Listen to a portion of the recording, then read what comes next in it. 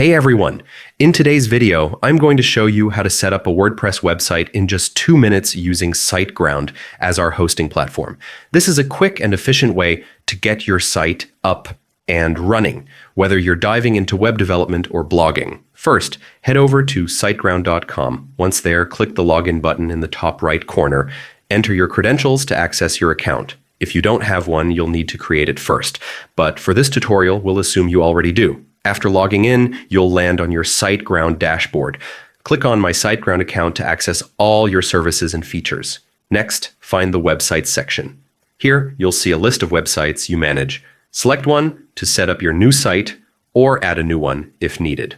Now click on Site Tools.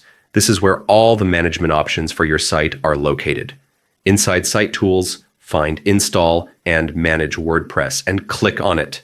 This is the heart of the setup process.